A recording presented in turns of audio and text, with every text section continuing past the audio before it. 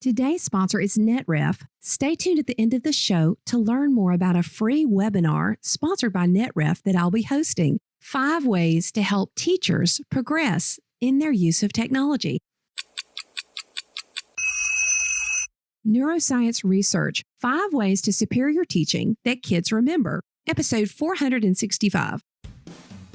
The 10-Minute Teacher Podcast with Vicki Davis. Every weekday, you'll learn powerful, practical ways to be a more remarkable teacher today.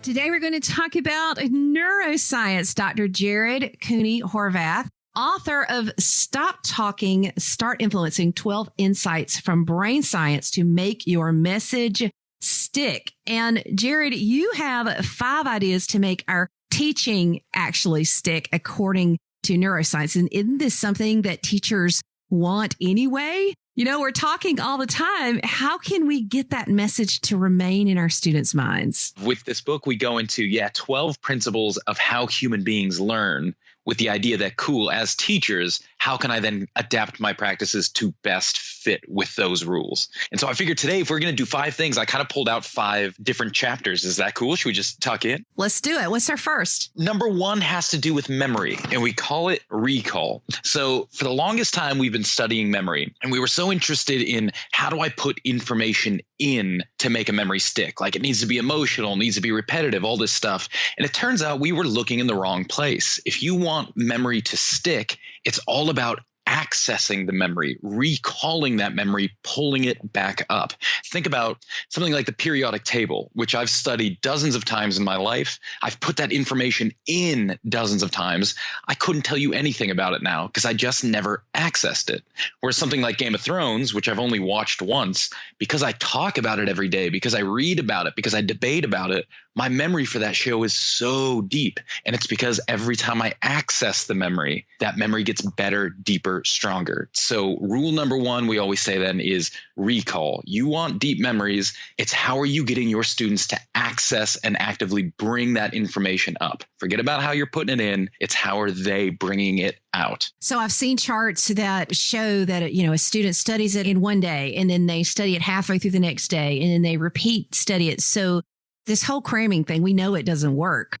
We have to repeat. And I'd say, too, with the studying, beyond simple repetition, with the studying, if all they're doing is rereading notes or rereading a chapter, that's just putting the information back in. That ain't helping. So as they repeat over time, it's got to be more and more access, less and less putting it back in. So rewrite your notes, try and teach somebody else, have a debate, have a quiz, not simply reread. And if we really want to understand it, I guess that's why the teachers who taught us that were truly tested cumulatively, we actually remembered it. Bingo. That's when you start to realize that something like testing can actually be an incredible learning tool when used correctly. But it's just so hard. And do you think some teachers think because some kids memorize that means all of them should be able to? Anyone should be able to memorize anything. It's just we don't know what kids are thinking about in between. So when you've got one kid that just shows up and is magically great at all this stuff, we think, oh, that was a natural skill.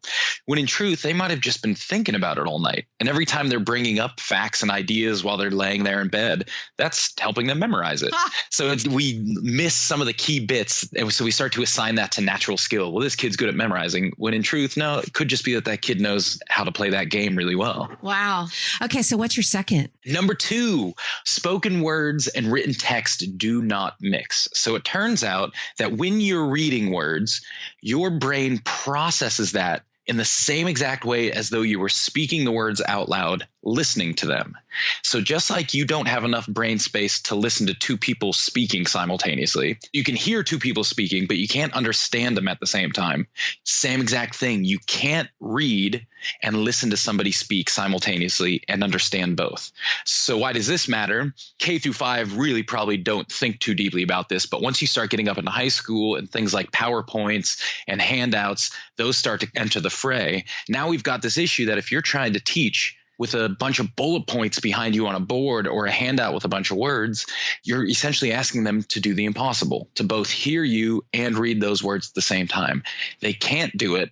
And to make matters worse, when they try and jump back and forth between them, which they'll try to do, they lose information from both. They'd be much better off either just putting the words away and listening or reading the words without you trying to speak over them. One of my children is dyslexic, so he actually listened to the book being read as he read it, with his finger following across the page. So that you would say that dual encoding in learning reading is different from you're trying to deliver content, don't have the text and the words. Yep. And that's a wonderful caveat. Learning how to read, it's still the best thing you can do is exactly that, is read while listening to somebody speak. But once you have reading essentially on autopilot, so when the words are there, you're just translating them into speech, that's where we start to get this kind of discrepancy. And if you want to get really interesting, you get that same bottleneck when you're writing. So we have a third thing to think about, and there's no real answers here. It all depends on your purpose. But note taking, turns out you cannot write and take notes while listening to somebody speak at the same time. Something starts to get lost in that translation. But, a lot of teachers won't let kids record on, Evernote or OneNote, and you can record the audio and the video and go back and look later. But there are teachers who literally won't let kids record. And it just makes me cringe, as a mom of kids who have learning differences. And that's when ideally you start to go, okay, well, if you're not going to record or if there's not going to be access to, say, slides or notes afterwards, then you have to start thinking about, cool, how are we going to embed note taking into the session itself? Rather than saying just take notes as we're going, is there a way to every 10 minutes say, sweet, now we're going to take 3 minutes, do a free recall, or every 15 minutes we stop and we do group notes together?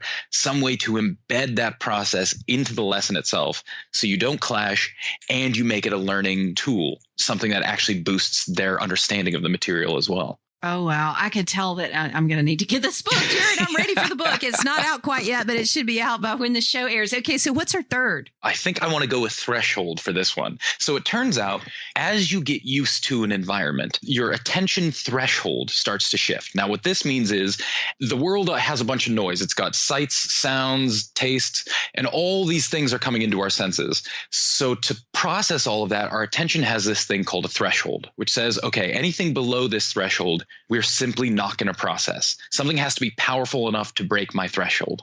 Now, the longer I'm in one environment getting used to that, my threshold starts to move up. It's almost as if my brain says, okay, everything here is cool and safe. Fine, let's make it harder for you to pay attention to things. That way, if anything wonky comes out, you'll easily pay attention to it.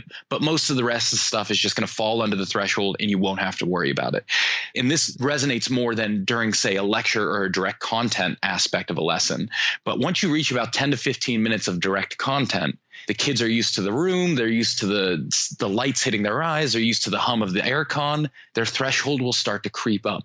And you need to find a way every 10 to 15 seconds to reset their threshold and buy yourself more time. Otherwise, it's going to be harder and harder and harder for them to pay attention. How do you reset your threshold? Tap dance? Essentially, all you have to do is break the kids' prediction. So if the threshold's going up because they're used to the environment, you need to do something that's unpredictable or changes the environment in some way. So it's as simple as if you're talking, you show a video clip or you tell a joke or you get them to answer a question or chat to someone next to them.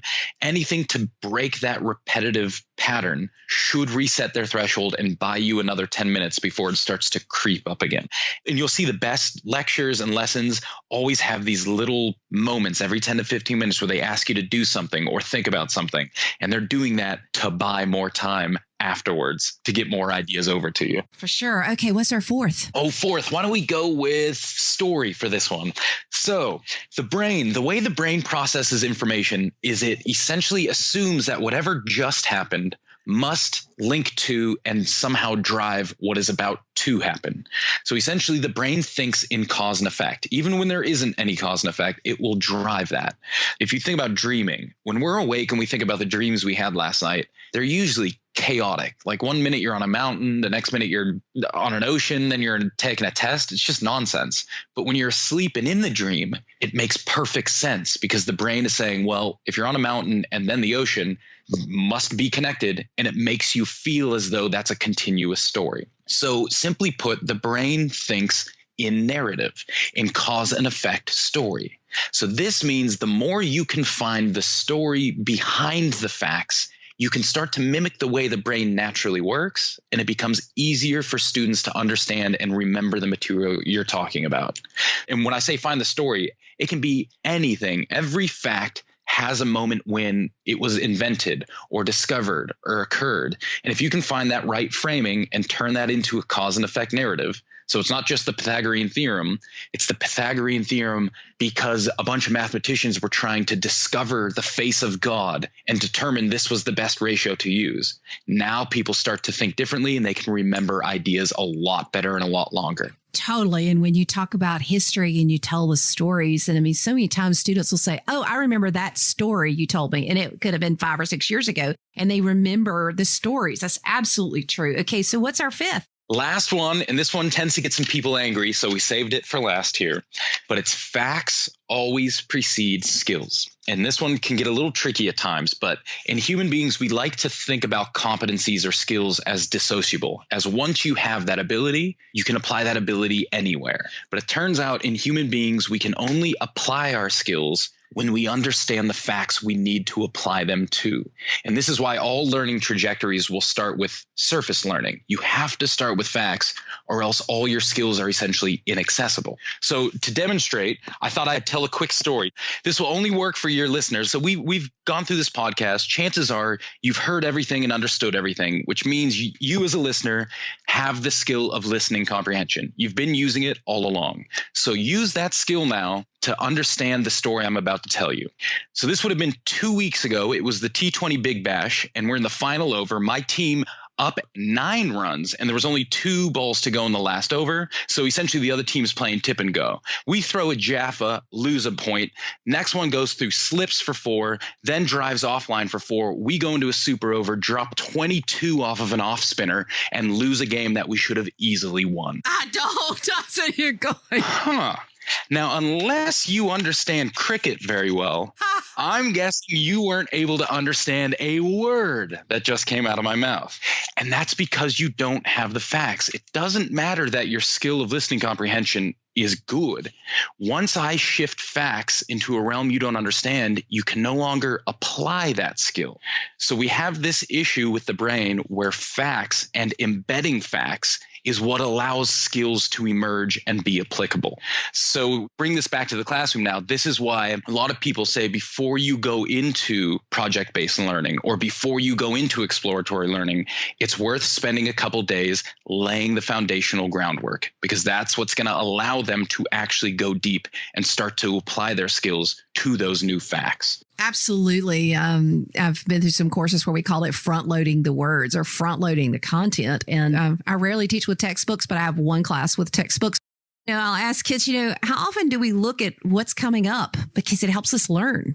Absolutely. When we start to frame facts, then we can actually move forward with our skills. One last question. What is something that you think a lot of teachers do that they think is teaching, but goes completely against what neuroscience says works? Oh, okay. This is going to sound slightly weird, but I think one common practice that goes against the neuroscience of learning is stress avoidance. I think there's a big movement in education now to make kids feel as calm, as comfortable, as peaceful as possible. And although that's a wonderful goal for outcomes like well-being and self-control, it turns out if you want to learn, you need to feel a small bit of stress. Stress is what triggers the chemical cascade that allows you to start building memories. And this is why whenever you're learning something new and you're slightly uncomfortable, that discomfort is the sensation of learning. That mini stress, that is the sign that your brain is starting to update and change. So when we try and protect students from feeling any kind of stress or discomfort, and we always jump in and try and save them, that's not how learning happens. You want the brain to change, to understand, to take in memories. You've got to let it feel slightly uncomfortable, and you've got to let them sit in that. Not too long. I mean, I'm not talking days of stress, but I'm talking 15 minutes of struggle and stress is probably a good thing. Well, in the video games that they love, I mean, if you look at some of the video game research, a 50% failure rate is okay.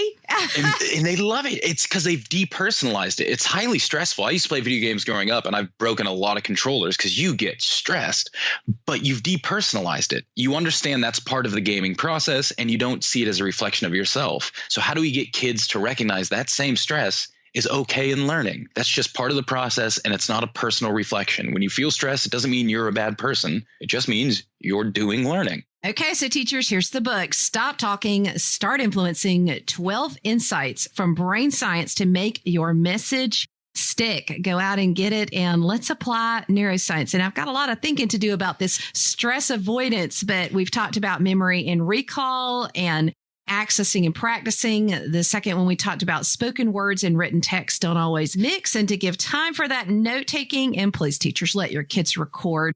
Have the threshold in our environment, so we change things up every 10 to 15 minutes. Tell stories, and remember that facts precede skills. There are things that we need to front load and get in their environment. Thanks, Jared. Thank you so much. This was great. Netref is sponsoring this month's free webinar. On Tuesday, March 26th at 4 p.m., I'll be sharing 5 ways to help teachers progress in their use of technology.